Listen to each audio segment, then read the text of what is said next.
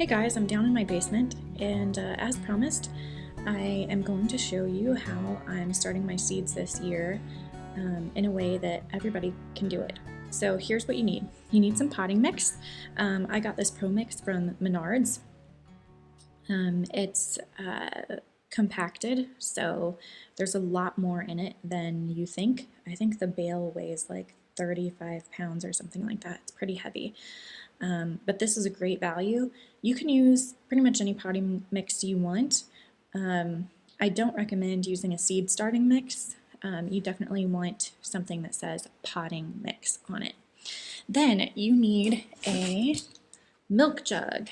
This is what we're actually going to start the seeds in. So I will cut this almost all the way around, put some holes in the bottom for drainage, and we're going to fill it up with soil and plant our seeds in here. Notice that I have already written what I'm going to plant in here. Today we're going to be planting heuchera, also known as coral bells, and we're going to be putting two different varieties in, Bressingham hybrids and coral petite. So I've already labeled this. To label this milk jug, you need a, fill in my soil, paint pen like this. Or you can also use a grease pencil, also known as a China marker. A regular permanent Sharpie will fade in the sunlight, so don't use a regular Sharpie. You need some seeds, of course. These are the two packets of seeds that I'm going to use. These are both from GeoSeed, and I will try to put pictures in this video, or maybe in the comments of what these look like, since the packages don't have pictures of what the adult plants look like. And then you're going to need some duct tape or some other kind of tape just to close up the milk jug after we cut it open. So here we go. I'm going to prepare the milk jug now. And I have finished preparing my milk jug. Oops, got to take the cap off. Okay. So you can see that I've cut almost all the way around except for by the handle. I've left it connected a little bit so that this is a flap. And I have put 4 holes in the bottom for drainage. This might be obvious, but you can't put the drainage holes like here, where on the inside the bottom of the jug is raised. You don't want to put it here. You want to put the holes in the lowest part of the bottom of the jug so that you get good drainage. If you put them here and you don't have any here, you'll have standing water here, and that is not what you want.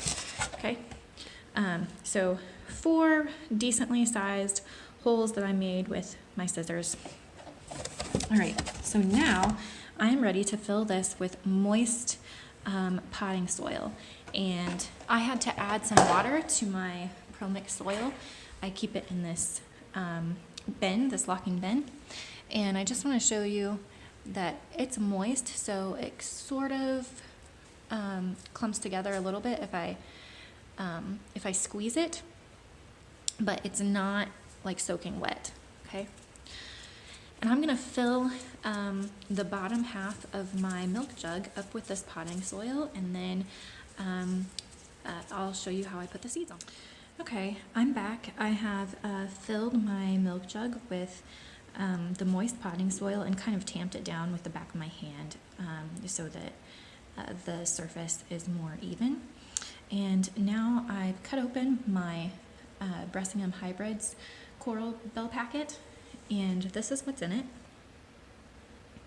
I've put a few of the seeds in my hand so you can see just how tiny they are. They are like dust. I don't know if I can get it to focus. There you go. They are super tiny.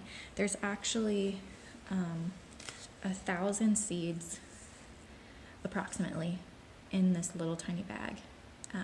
So I'm just going to sprinkle this variety on one half of the milk jug, and I'm going to sprinkle the coral petite variety on the other half.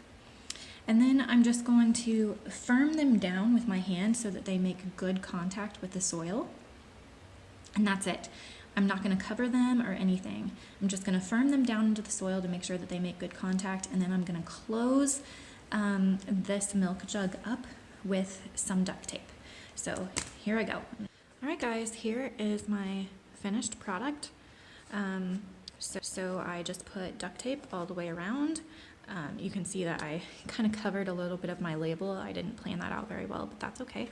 I'm going to leave the top of this jug off, and the snow and the rain and everything is going to keep these seeds moist, and the water is going to drain out of the drainage holes, so they're not going to get waterlogged, and they'll sprout when they're ready.